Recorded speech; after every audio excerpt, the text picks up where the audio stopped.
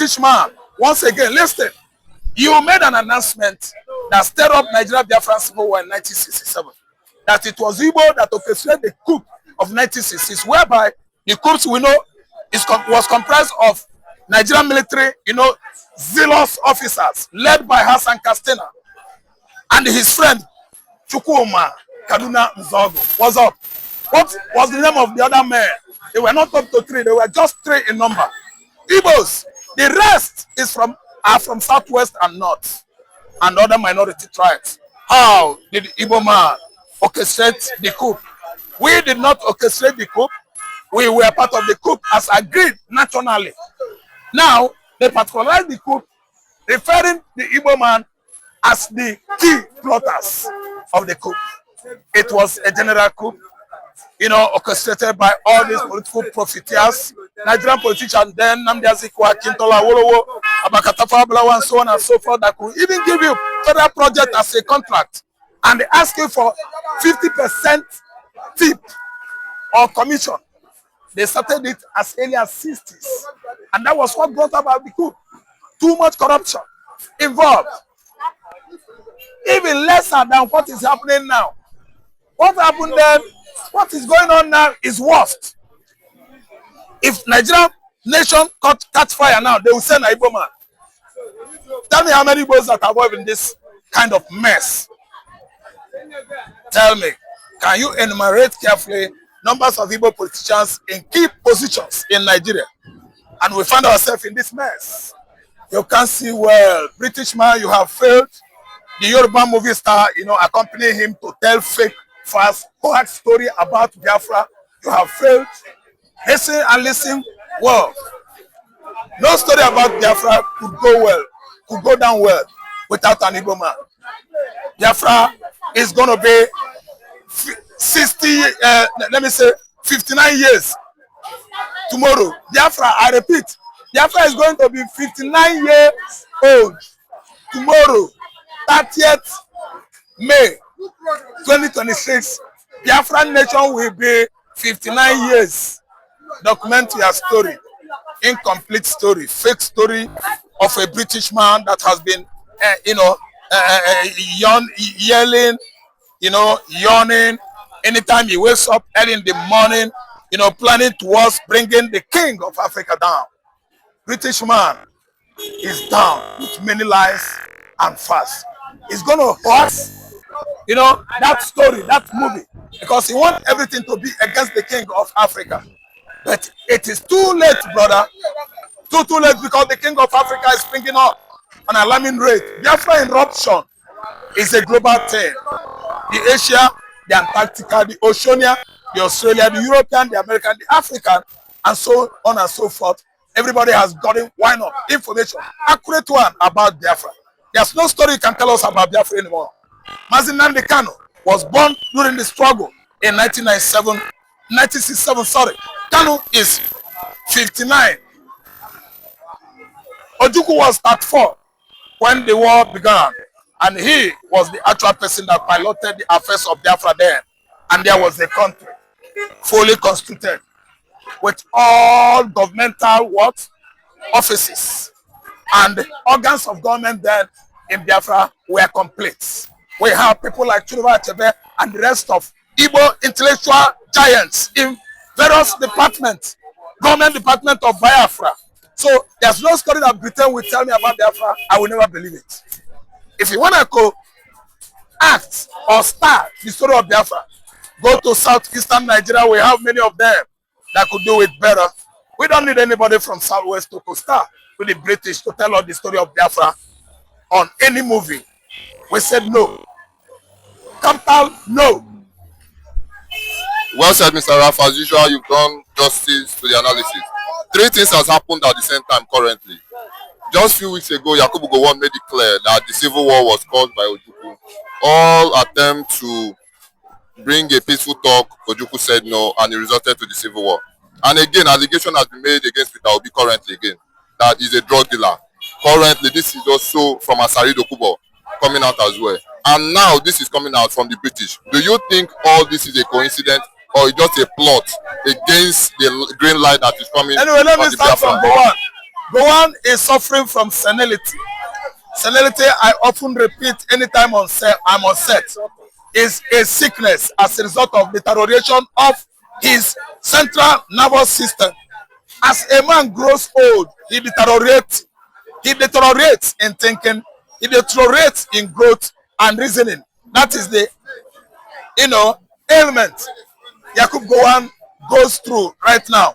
Then when you talk about Obi being a poor giver or being a good politician or being a good leader, Ralph, Drug dealer. a poor drug dealer. What an accusation that Obi is a drug dealer. When? See, they are yapping somebody. No be Obi be that drug dealer. We get sense. Somebody say Obi is a drug dealer. Now lie you. Now somebody then they refer to, don't say Nigeria, they always speak in parables. Obi is a drug dealer. When? How? Where? There are many things about proverbial languages and the figure of speeches. They could either channel it to this man or this man using the word called saxing. Saxing, you are not speaking straight. You are referring to someone else. Yeah. Then you have hyperbro. Hyperbro is still opposite of what you have in mind. It has something to do with irony, ironical expression. I read literature. If anybody is telling you, look, Obi is a drug dealer. No be Obi. Ironical expression. Hyperbro.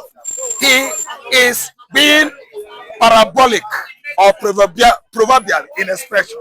Someone is being referred to. We are no fools. Then on, taking on my own submission on what Asari Dokubo said. Asari Dokubo is an inflated toad. A toad that died, sank down the bottom of the river. All of a sudden, it starts floating. It's bloated like football. It's not going to sink down again. Asari is gone. We don't take him serious. Asari Dokubo is just, but what? A bloated pig.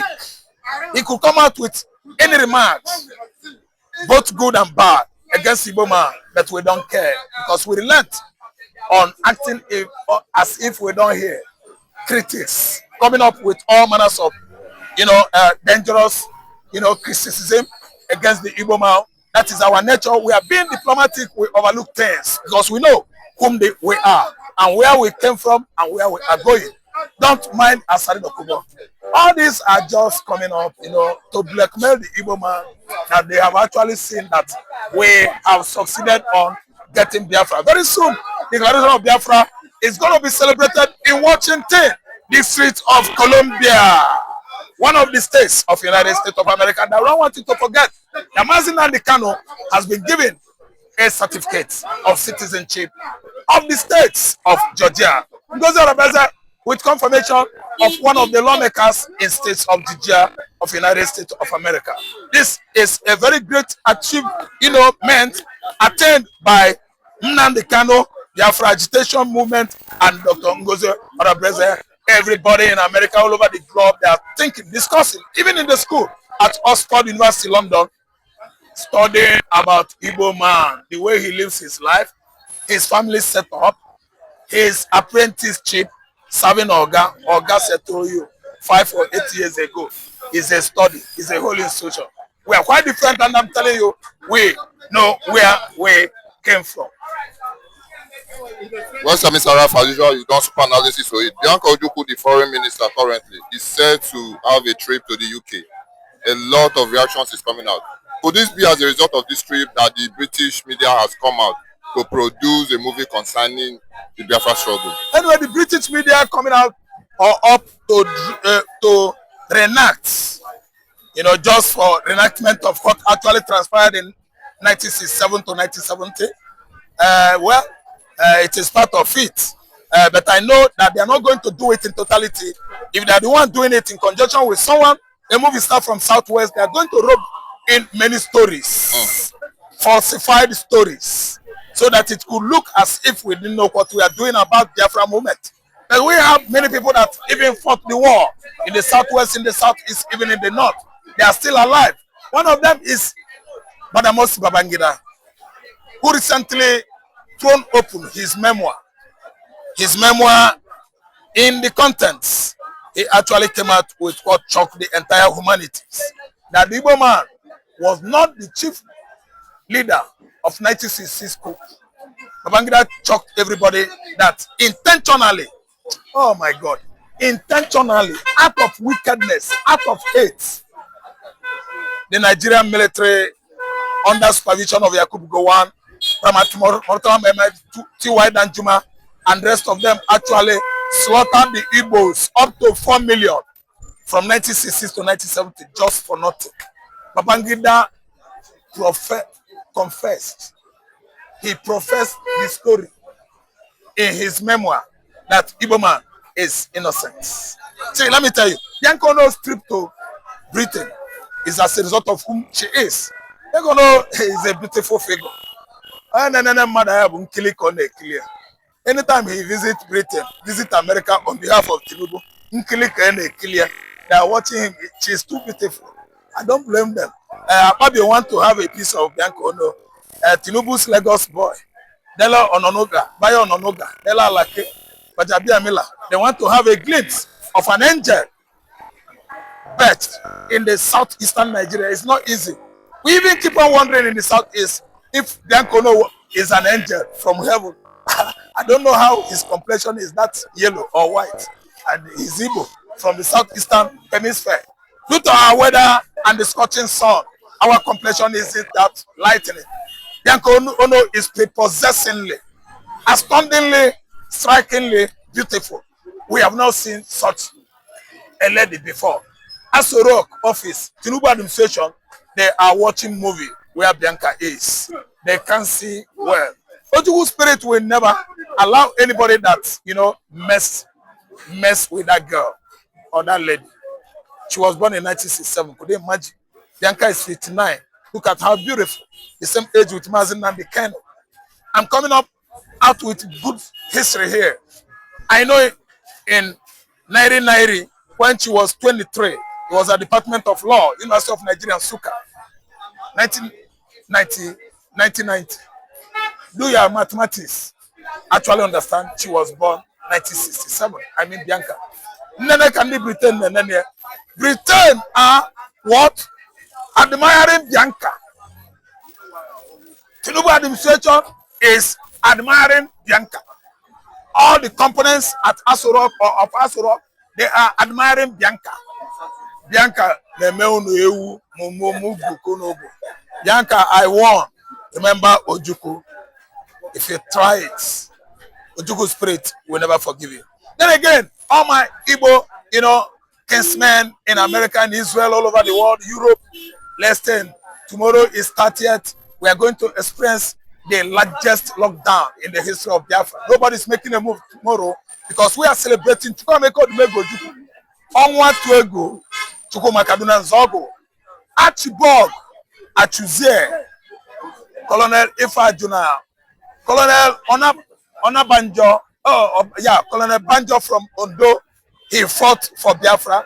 We are remembering Fajuyi, the man that actually died with Aguirosi, is our brother in the southwest. We are remembering everybody that actually stood up for emancipation of the king of Africa, United States of Biafra.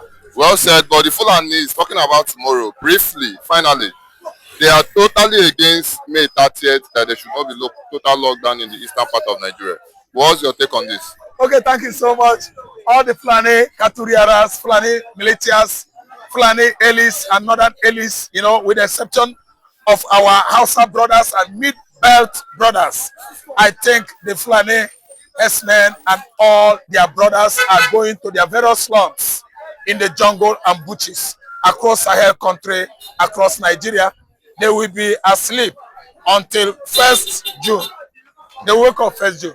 If they try causing commotion in the southeastern Nigeria, men on the ground are ready to take them off.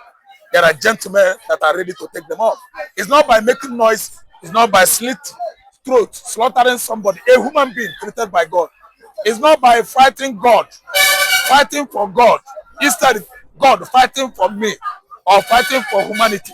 Fulanis are pigs, archaic idiots that migrated from Futajalo Highland, convincing and deceiving people, about Islam.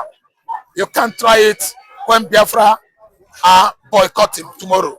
Tomorrow is a celebration day for all Biafra. We actually, trying to tell how painful It was killings, genocide, you know, of 1967 to 1970. It was too painful to the Igbo man, and tomorrow you will see how we express our feelings, grievances about the killings of 1960s. Okay, my viewers, you've ready to have a nice day.